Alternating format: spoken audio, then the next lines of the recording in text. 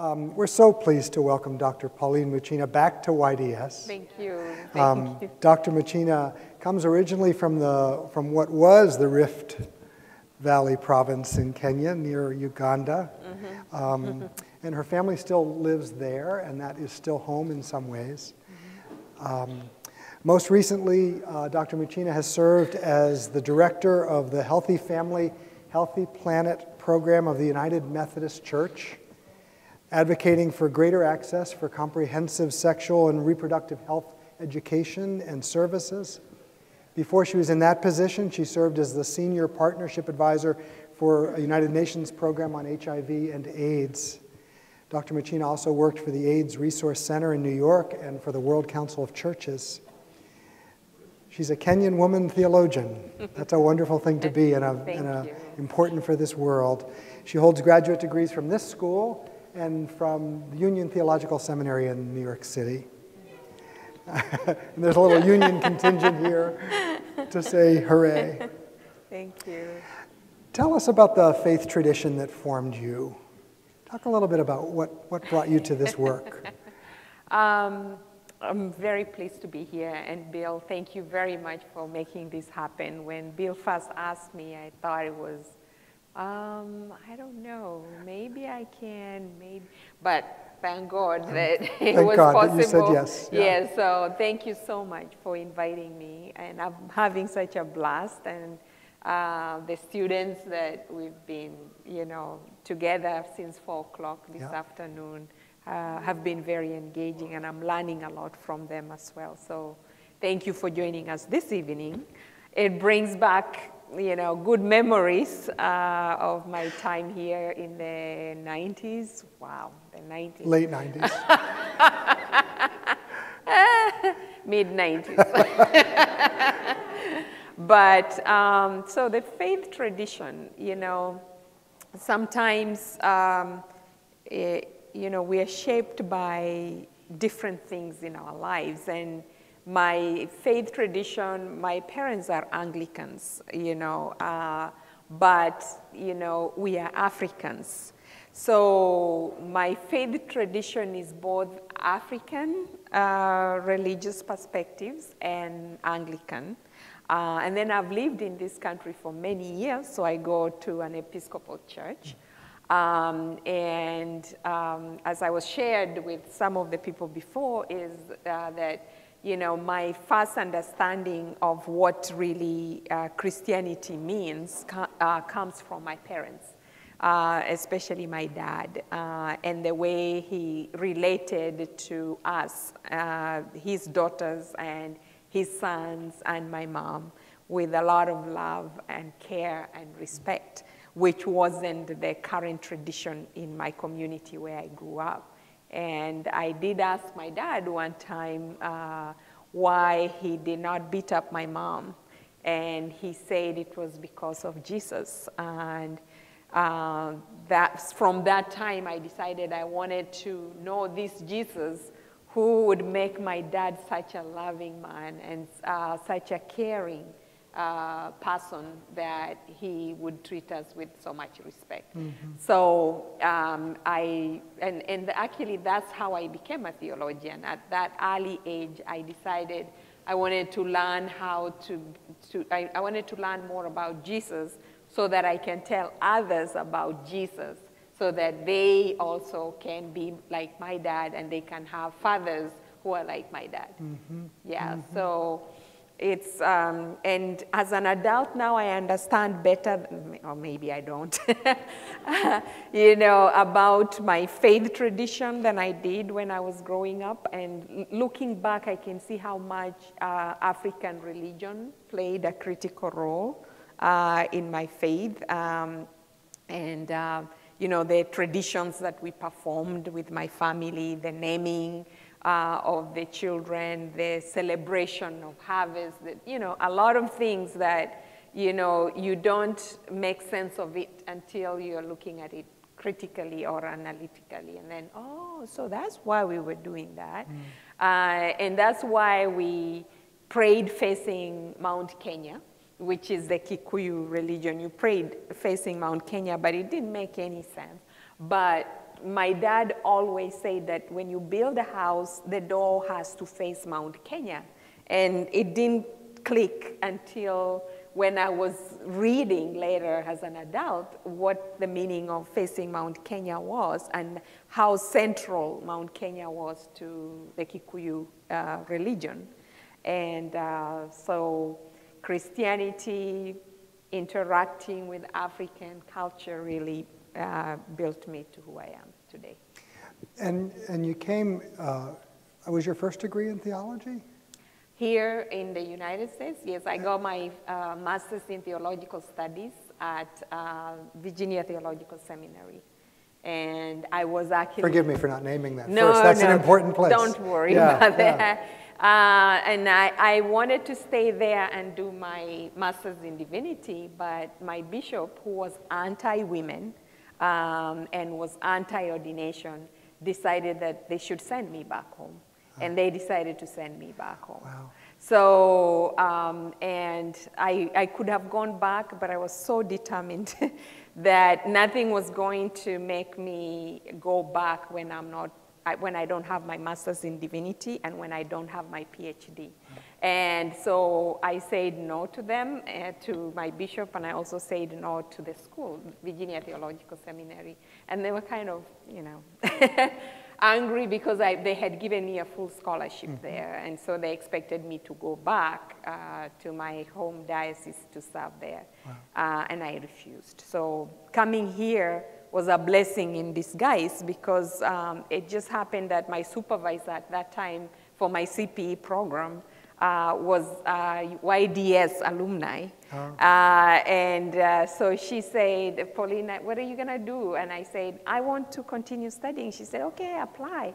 And I had applied to other schools except YDS. But my interaction with Janice Robinson, the late Reverend Janice Robinson, was so powerful that, you know, when she told me she graduated from here, I wanted to come here. And so I applied and I got in. And, you know, I didn't get in with a full scholarship. I did get in with all tuition, but I didn't have money for boarding and, you know, the other stuff. And, you know, Father Joe Gezon, he just passed away. And, you know, I met him through a friend, and he's Catholic. I am Episcopalian or Anglican. And there is no way he should have been interested in what I was doing. But he had written a book about never alone, because you're always with God. And I had read that book, and I was so happy to hear how he talked about God and God being there in all our lives. And so I was alone here in the United States, but God was always with me. And I remembered how my parents, when they sent me here, they said, we're not sending you alone to the United States. We're sending you with God. Yeah. And so when I told him that I had been admitted here, and I didn't have money for boarding and food, and he said, I'll pay for it. Wow. So I came here, and I was here for 2 years because they recognized my 2 years at VTS and graduated in 1995. Yes. And then you continued to study the study of theology. Yes, and I went to Union Theological Seminary. I was already very much involved with the United Nations. I had participated in the Beijing International Conference on Women, but that was in 1995, the summer of 1995 when I graduated from here. But before that, I would go every week to New York for my internship with the NGO Forum on Women. And I helped with registering women to participate in the conference, and learned so much about the struggles that women were having in the entire world. I was struggling mainly with the church, you know, and had experienced sexual harassment, you know, attempted rape from a bishop, and all of that. And I thought, you know, there's so much. But working with the NGO Forum opened my eyes to the struggles of women around the world, and I wanted to be part of that. And so I applied to go on for my PhD, And I went to Union Theological Seminary, and I don't know, it was a very interesting experience because here I was studying to be a theologian, but I really didn't feel like being put in that little box of just a theologian, because I felt like my ministry was beyond the church, you know. I wanted to be ordained. The bishop had refused to ordain me, and I could go to another diocese and get ordained. But I realized that the world was my parish, the world was my church. So I decided, okay, you know, I'm just gonna leave it to God and do God's ministry from wherever God was placing me. And so I worked very closely with United Nations, and my dissertation was on poverty eradication in Africa. And so, you know, with theological theories and whatever, and you know, it couldn't fit very well in the theological department or the ethics department or any other department in the entire school. And it took me an extra year to convince my advisor. Who was Dolores Williams. Yes. Some of you were reading Dolores Williams that now. It was a theological degree because it was, you know, looking at how faith has either empowered people in Kenya to fight against economic injustice or how it has undermined people's efforts in the fight against economic justice. Yeah. When you, and you moved, after finishing that PhD, you moved into international health work. Actually, I didn't start with health first. I started, at that time, the United Nations was having the International Conference on Racism, Xenophobia, and all other forms of discrimination. So I got hired by the World Council of Churches as a consultant to coordinate their work on that international conference. So for 2 years, I traveled the world, basically, reaching out to churches, organizing meetings for churches to look at racism, to look at ethnicity, to look at the issue of Palestinians and Israel, and to look at indigenous communities and how the church, what role the church was playing in all of that. And, you know, I had the privilege of visiting places like Iran, where I almost got thrown out for refusing to wear the burqa because I said I was not going to participate in gender disempowerment of women. And so Mary Robinson, who was the High Commissioner on Human Rights from the UN, wore that, you know, burqa, and I said, I'm not going to do it. And maybe it was childishness or just big-headedness, being young and feeling that I could change the world. So I had the police follow me the entire time I was there. Oh, gosh. And it was, this is what we were talking about earlier, having men as allies, because they could have deported me, they could have confiscated my passport, but the male African ambassadors, especially from Muslim countries like Nigeria, Mali, are the ones who stood up for me. And so I would ride with them from the hotel to the UN meeting and then back in the bus. I couldn't go anywhere by myself, you know, and so that was one experience. And then the other experience was just being in Fiji in this beautiful environment, being in Africa, in Madagascar, and listening to the indigenous communities of Madagascar and how the church has neglected them in their struggle for independence as indigenous communities. And then coming to West Africa, hearing the same stories, coming to Eastern Europe and listening about how the role of the church. And then coming to United States, and boy, I mean, here in the United States, the issue of racism in the churches, oh my goodness, I don't even know where to begin, you know. And finding out that the church institution is the most segregated institution in the whole world was very devastating for me. Yeah. Did a plan start to form for you about where your work would go?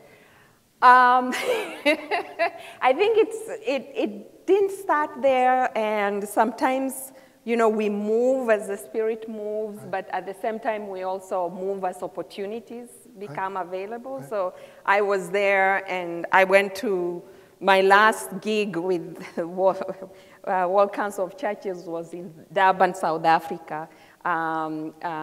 Where we really fought for the rights of the Palestinians, and we talked about Zionism as apartheid, and also we talked about slavery as a crime against humanity. And it was in South Africa, in Durban, around midnight, when the UN declared slavery as a crime against humanity. Mm-hmm. And it was such a powerful moment for me that I had that experience.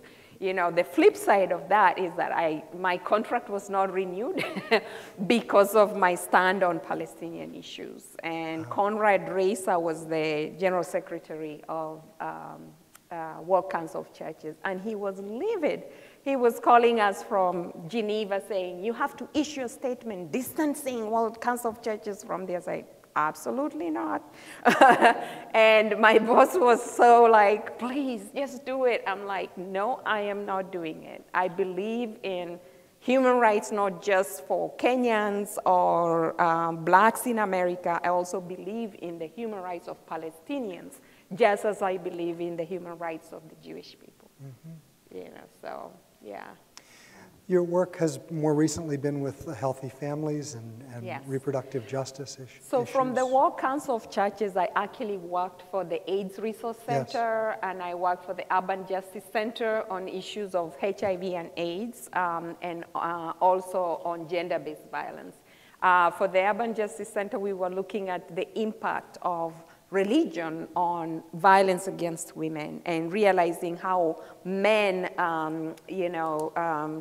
they use religion to perpetuate violence towards women, you know, and women be submissive to your husbands, and men, you are the head of the house, and how that kind of language really creates an environment where a woman is expected to be a slave to the man rather than an equal in the family.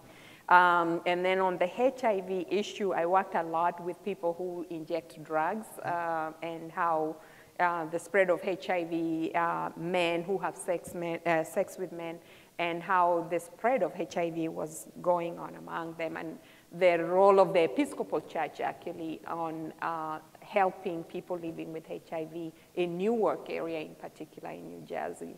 And then from there, it became global. I always wanted to go back to the international community, but I didn't know how.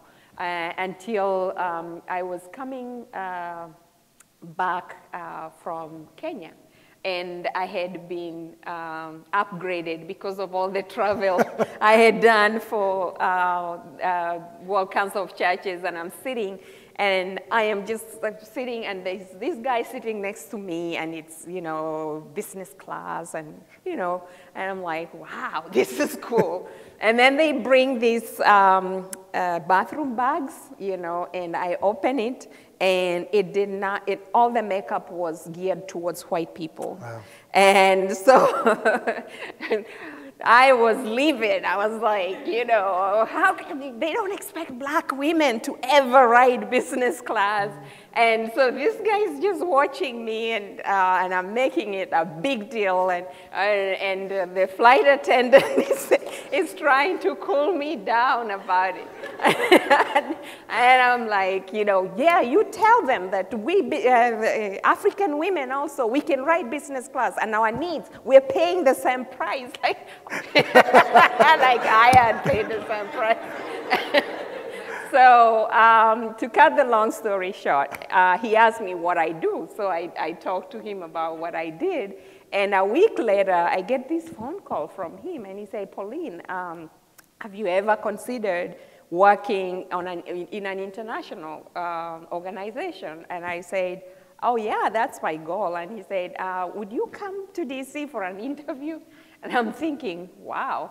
You know, I don't know even this organization he's talking about, but so I read about the organization, and they had an office in Kenya. So I was so excited about that. And then I saw they worked on HIV. And, you know, so I went down and I was interviewed by 11 people, even some from USAID. And I just thought, oh, I'm not getting this job. So I came back to New York, and a few days later, he called me and he told me I got the job. Wow. So I moved to Washington, D.C. to work with Population Services International, and I was their faith-based coordinator. And the reason why they needed a faith-based coordinator, George Bush had just created PEPFAR, and they were looking for faith-based organizations with whom to work. And this group used to receive a lot of money from USAID, and suddenly they were being told, you have to work with faith-based group, and they had no clue. So I went in to help them with that, and it turned out to be a really rich experience. I traveled the world again, you know, Thailand, wherever, to talk to the faith-based community on how to work with Population Services International on HIV, malaria, contraceptives, and clean water. Do people not say to you, why are these faith issues? Aren't these social issues? All the time. Excuse me. And it's not just even from people who have nothing to do with the faith community, but it's also people in the faith community as well. And I always, my response to them is, you know, tell me what God cares about. You know, does God care about your body? And yeah. And does God care about your mind? Yes. Does God care about anything else about you? And eventually, you know, we go down the list, and God cares about all of those things that relate to us as human beings. So it is the totality of our humanity that God cares about. And therefore, we as people of faith and people in the world also have to care about the totality of human being, not just one aspect of humanity. Yeah. Does the light go on for them? Some, and some are too dug into their ways that, you know, it's difficult to change them. So, but I always believe in dialogue, and I always believe in building common ground. And in most cases, you know, you will differ with people on so many things. If you're looking for differences, they are all over the place, you know. But when you're looking for common ground, they're hard to find, but they are there. So it needs more work, you know. It needs more diligence. It needs more understanding. It needs more tolerance. It needs more love, especially more love, because there are too many different understandings. Do you work entirely out of a Christian context? Do you work with multiple faith traditions? I do, actually. Which one's right? No, just kidding. no, just kidding. Sorry. Bang. I think that was me. I thought that was God warning. Good point. Are there traditions that are more inclined to be in the conversation, and are there traditions that are less inclined? There are individuals in every tradition that are willing to have a conversation. So I don't think I've encountered any tradition where I didn't find someone who was willing to have the conversation. The official policies of different tradition differs, and they have like very well established, you know, policies on certain matters. But even in those traditions, you will still find people willing to have a conversation with you and going against the grain of that tradition, you know.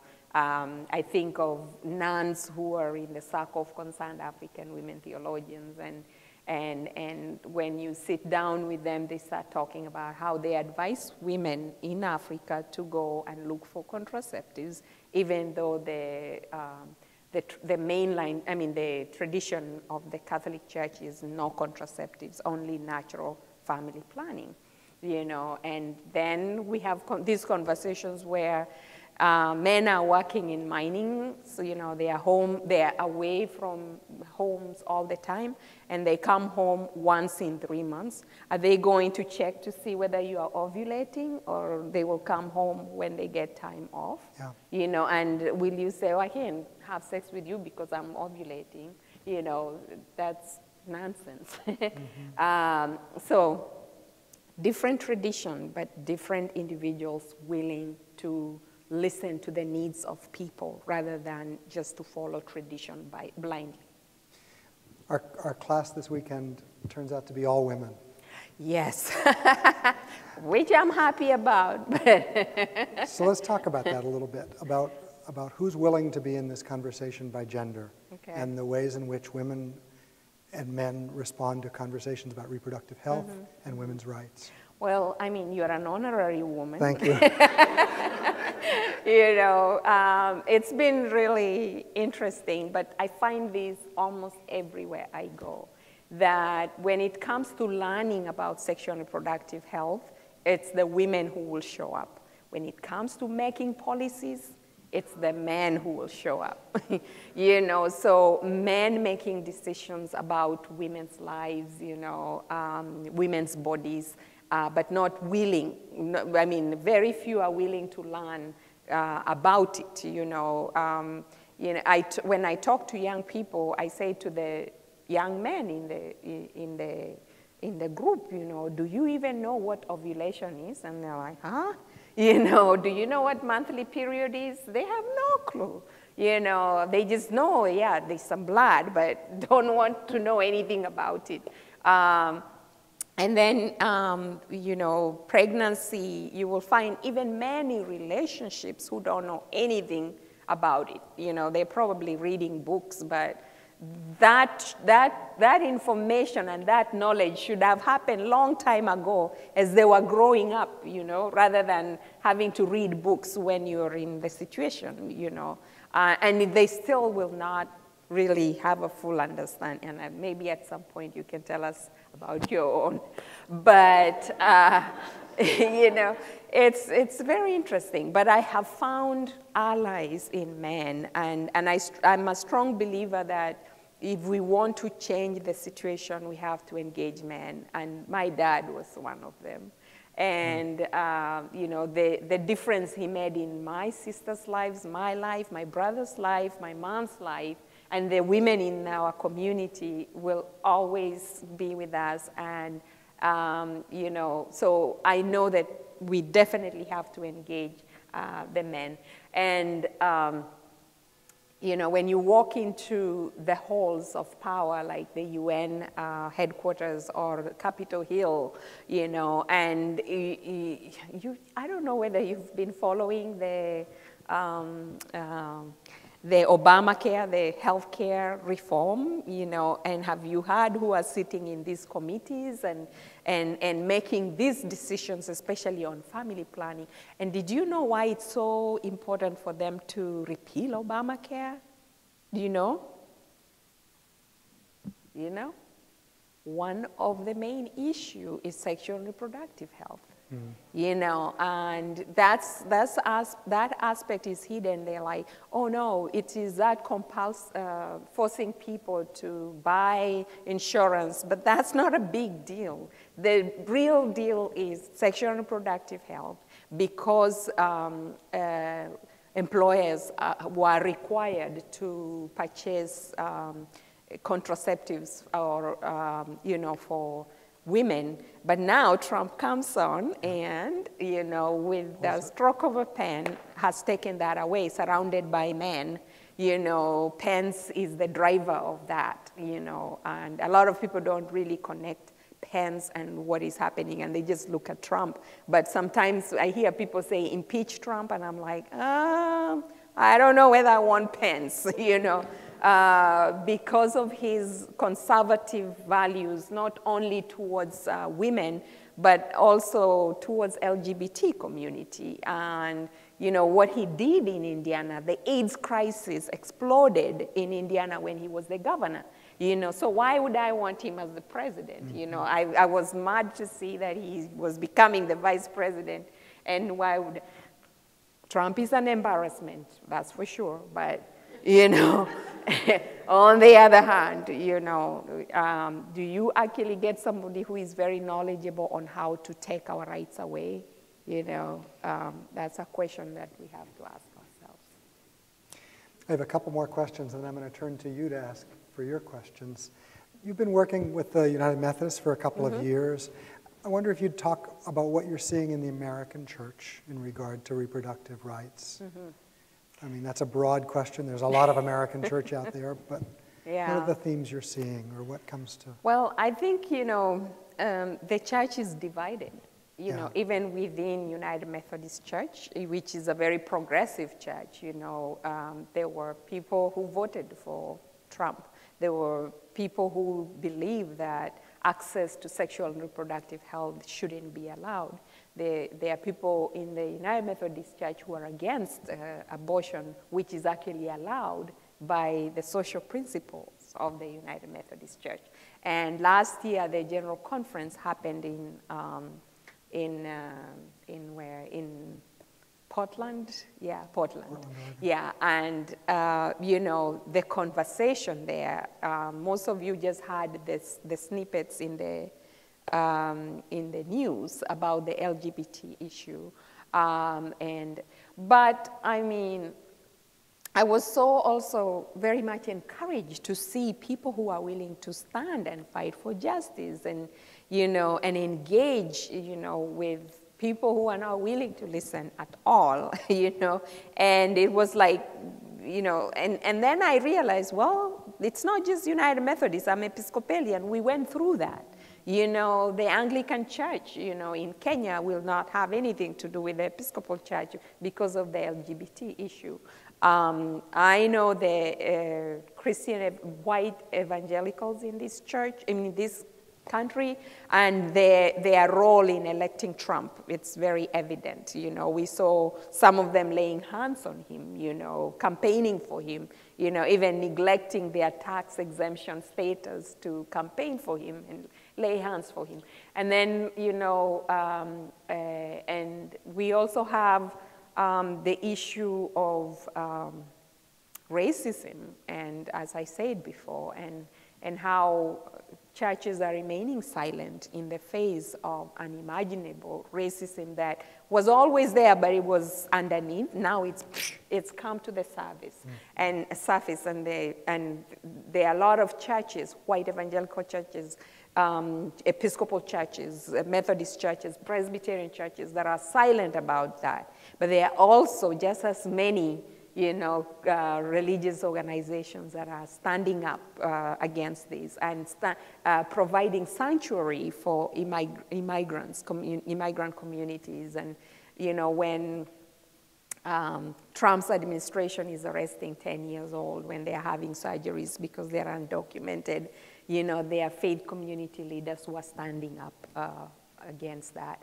And I was at the March for Justice with Reverend Shapton and William Barber and others, and, you know, to watch this faith community, the Jewish community came out in big force, the Muslim community, the Hindu community, all standing up against injustices that are happening in America. That was very, very inspiring. What would it mean to hold the broader church responsible for our treatment of women in our society? If you ask me, we take them to court. Yeah. I would love to see that happen. I mean, it took centuries for us to take them to court for sexual abuse of children. You know, how long will it take us to take them to court for abuse of women, you know, and for perpetuating violence against women, and for denying women critical health care provisions that they need, like contraceptives. And please understand me that I'm not just pointing a finger at the Catholic Church. All these faith traditions are doing it in one way or another. Some are just giving lip service. Some will not do any education at all. They are completely silent about these matters. And if you're silent, you're just as bad as someone who is doing something, you know, something negative, you know, because silence is complicity. So there are many faith traditions that are not saying anything. Like, I have a very good friend who is a minister within the Progressive Baptist denomination, and he was like, Pauline, we don't talk about those issues. And I said, but women are dying while you're silent, you know, and what will you say when Christ say, you know, I was abused, but you remain silent? You know, what will you say when Christ will ask you or say, you know, I needed, you know, sexual and reproductive health services, but you remain silent, you know, while you could have spoken up on my behalf. So it's not enough. And when you look at what has actually happened, it's not just they don't talk about it in the church, but they are very active talking about other things. You know, I wish they were, okay, quiet about all things, but no, they just quiet about gender-based violence, quiet about sexual and reproductive health and LGBT issues. They're quiet about that, but anything else, they're very loud. You know, when it comes to their tax exempt, you know, they're very active about that. When it comes to raising money to build church buildings, you know, I don't give money to church buildings anymore, because to me, you know, I saw what was happening in my country, Kenya. You know, people would give money and these big structures would come up, and the people coming to those churches, they would be so poor, they wouldn't even be able to send their children to school. They wouldn't even be able to feed their children, and yet they built this big structure next to slums. And so I said, I don't give money to the church buildings anymore. So I give it to the people who need it. And so we have a program, it's, you know, called African Women and Youth Initiative and Future African Leaders. And we try to invest in the lives of young people and in the lives of women. And for the young people, we do both, you know, men and women. And for, you know, the adults, we do mainly women. So it's been encouraging to see how, you know, with very little resources, if the church wanted to change the world, they could, you know. If the faith community wanted to stop violence against women, they can do it. You know, if they wanted to stop the spread of HIV, they can do it. You know, I was talking to a group of African women in Mozambique. We spent a week together in Mozambique, and they were from all over Africa. And, you know, they were talking to me about how HIV has impacted their lives and how many HIV women are still giving birth to HIV-positive children. While in this country, that doesn't happen anymore because of the medication available. And so I looked around them, and some of them were pastors, and I said, so do you know the status of all the women in your church? Do you know the status, at least, of the pregnant women in your church?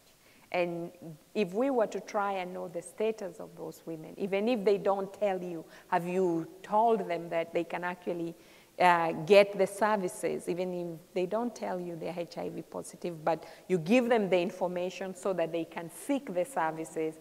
And if we are to have an HIV-free generation, we have to stop the transmission from mother to child.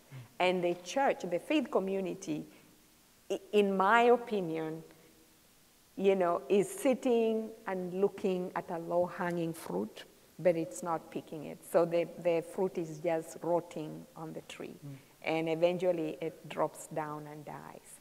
And so when will we get up and pick up that low-hanging fruit, which is to stop the spread of HIV by having a HIV-free generation?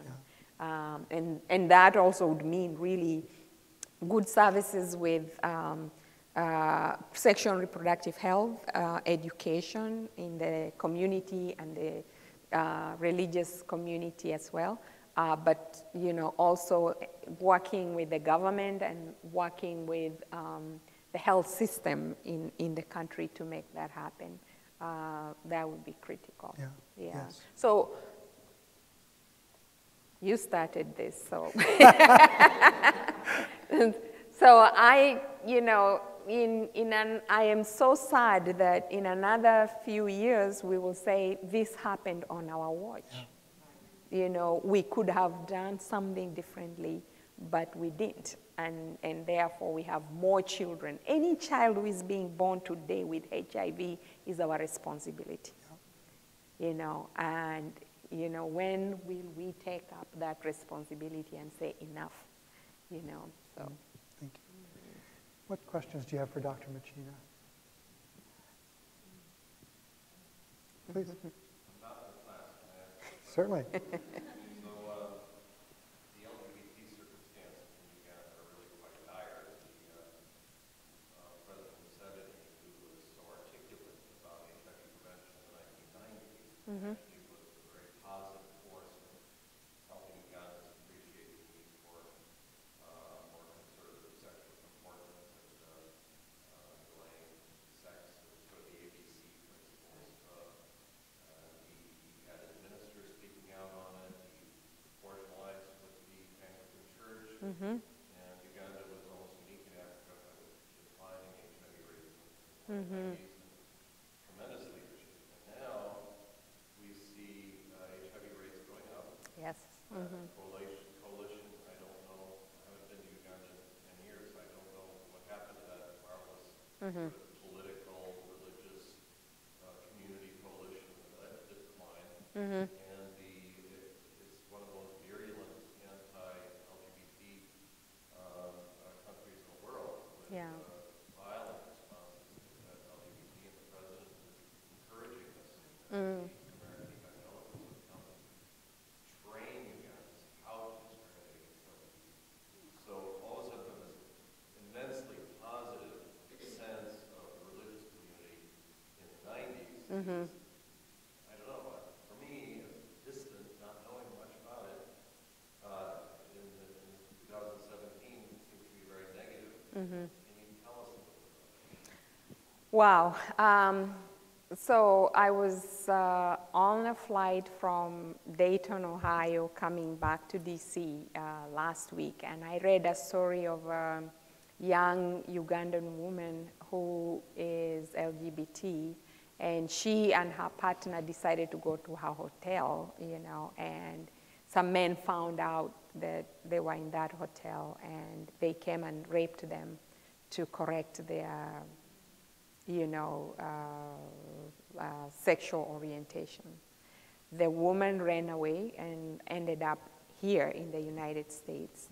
And last week, she was deported from the United States because they couldn't give her asylum, even though she told them what happened to her.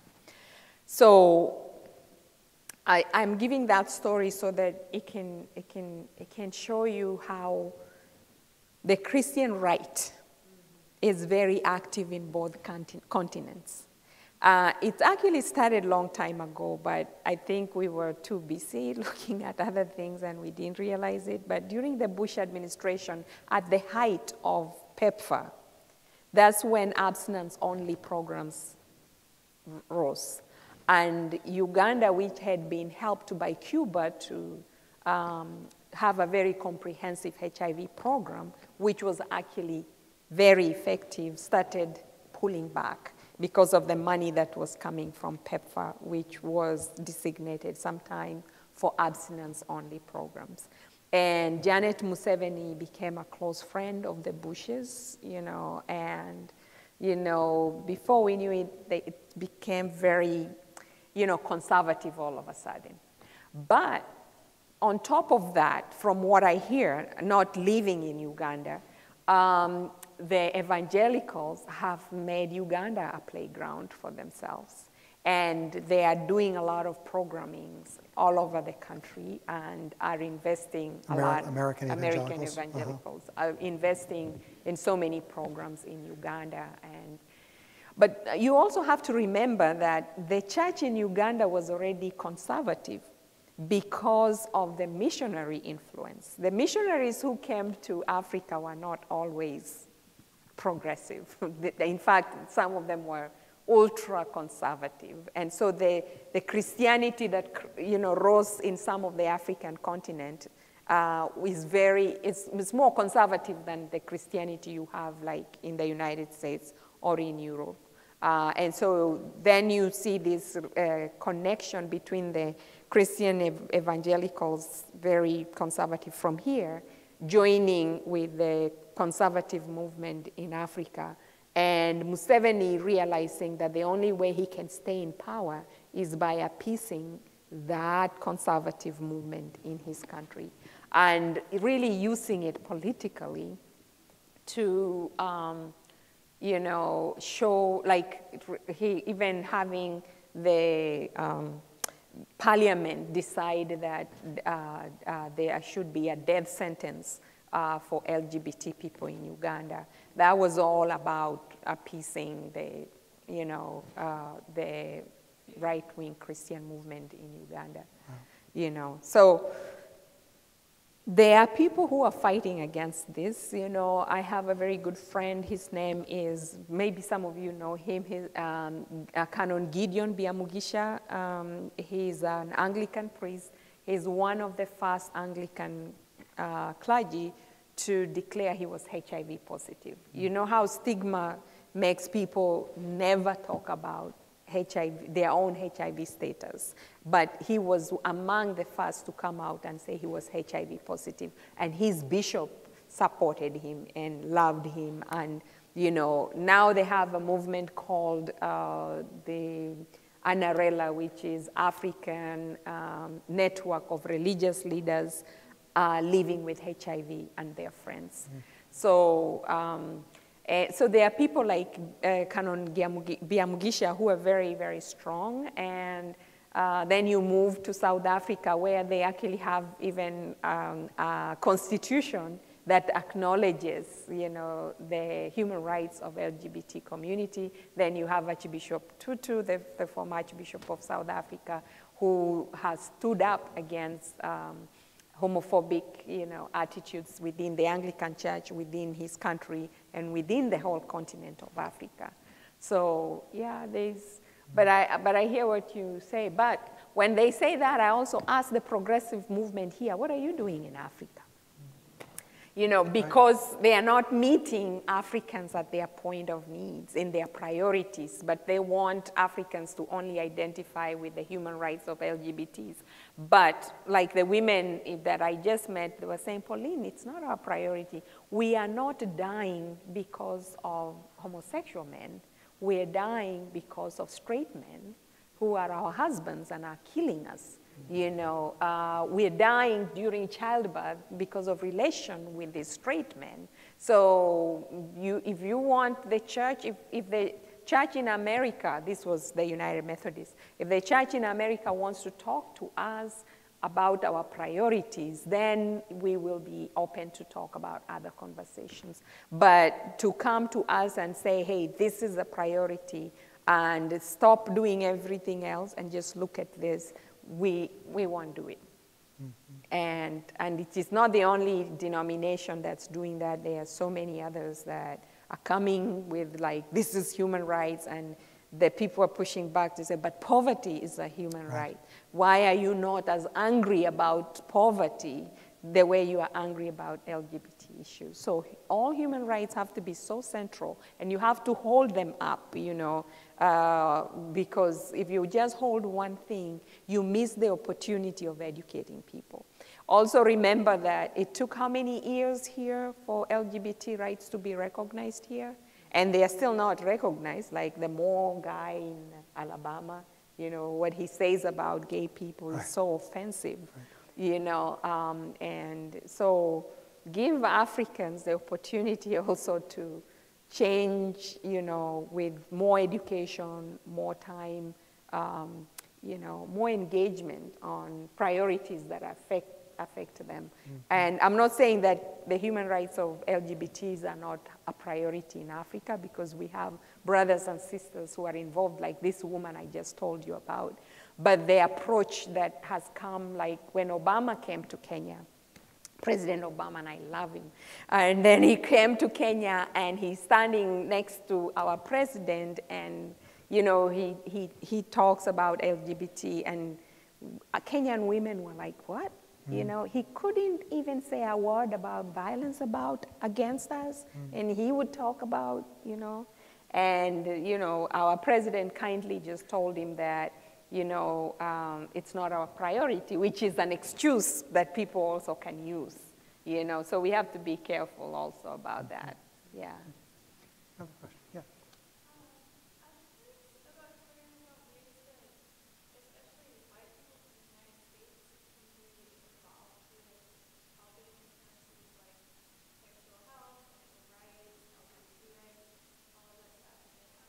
Mm-hmm.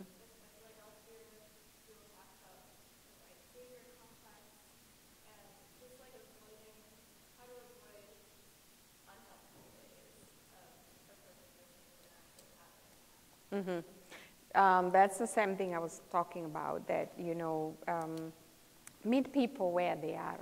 You know, most of the time we want people to meet us where we are. So white people engaging Africans, I think there are many ways you can. They're already engaging anyway. And you know, I always say, you know, our experiences with white people is very diverse because, you know, we experienced colonialism. They annihilated some of our communities. They took our resources away. They took our bright people away from us. And so when they come to help, you know, we are always suspicious, always, always. I can't even begin to explain that. You know, when somebody has hurt you so much, you know, you're weary of it. But, you know, by the grace of God, you build bridges, you know, and you begin to educate one another. And you're not coming to push your white culture. You're coming to share, you know, human rights. But you have to be very careful how you do it. It's something that I don't know, I don't have the answer for. Because I know why my people are very suspicious, and I also understand why they should be.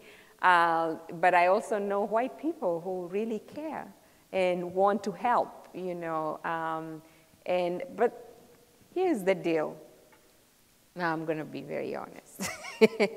That I don't see the fascination of investing resources into Africa from white people as much as I see their interest in coming to help. So if you are an African, for example, and you're here, and I've done it, and you start an NGO, you start an organization, you don't get many people who wants to give you resources to change your community, you know. But they want to come to your community. So I get so many offers of people who want to come, but they won't invest in resources. And I'm like, I don't want you to come now. You know, what I need from you now is the resources so that I can build, you know, I can help this community to build themselves. Then when we are ready, we'll invite you to visit. But it's always like, we want to come and share, we want to come and educate, and I'm like, no, we have people who are doing that. What we need is the money to be able to support that effort. And so, I don't know, I'm just being honest that, you know, there is a need to visit and, you know, be in solidarity with us, but there is something lacking, you know. Even when the US government funds us, you know, they will fund us on the condition that it is the US companies that will be supplying the products that are needed, that will be sending experts, you know, and we have experts, you know, from all over Africa. You know, why doesn't the US say, here are the resources, you know, use them? It's like, you know, and when you get someone coming from the US to come and live in Kenya for 2 years, you know, they get the salary of 10 people, you know. So the resources that could have made such a huge difference don't end up making that huge difference. So that's, and then just one more point. When we were talking today and you talked about your group on Facebook, there is a huge, huge opportunity to use social media right now to educate, especially the younger generation. So your Facebook could be expanded, to, reach out to other young people in other places of the world. And I know my nieces and nephews are on Facebook all the time. We used to sing and dance and tell stories all the time. Now you really have to pull them to leave their social media so that they can come and sing and dance and eat and tell stories. We tell stories all the time, and so yeah, thank you. So in the context of global health, a lot we talk about access to care. Mm-hmm.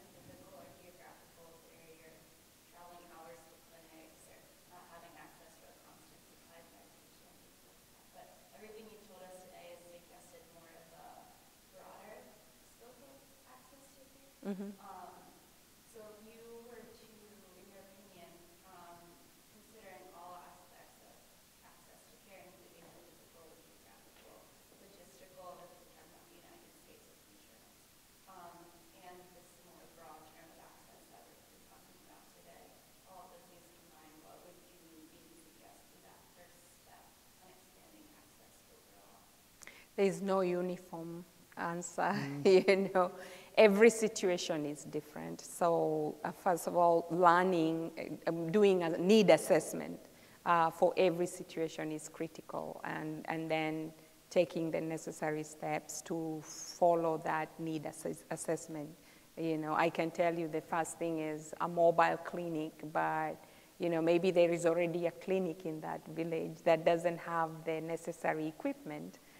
So instead of bringing a mobile clinic, put up, the equipment they need in that.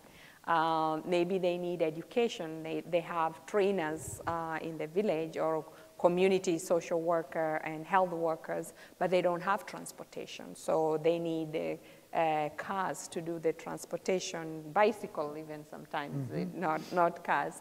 But you come and you decide you're gonna do something completely different.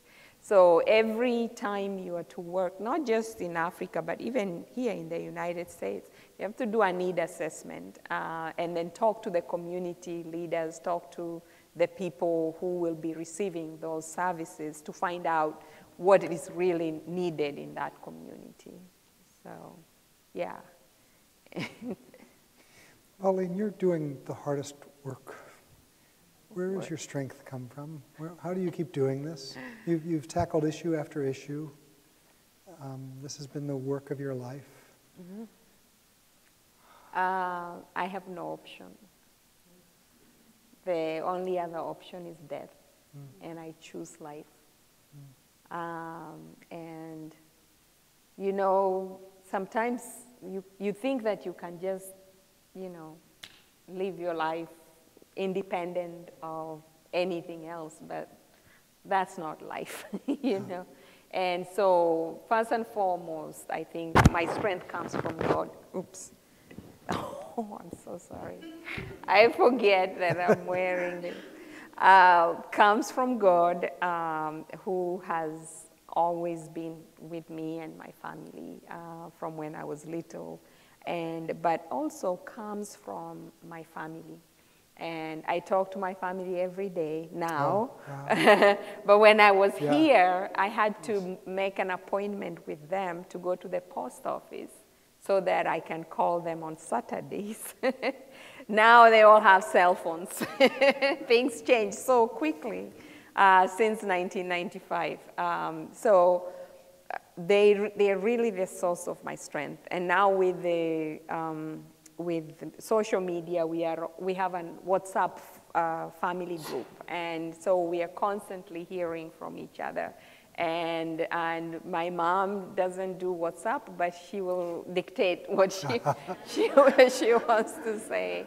And then I call her every day, and so my family. But there is a family of not just believers, but people who really believe in human rights. And they are a source of my strength too. When I'm actually happiest when I'm not in the office and I'm in the community, you know, talking to people, getting fed, you know, and you know, getting encouraged and learning from people. So, so that's my third source of help, is from the community of believers of human rights issues, people of faith, of course, but it expands beyond that because the women's movement has been critical in my life. They've been, you know, like I've walked the walk with them.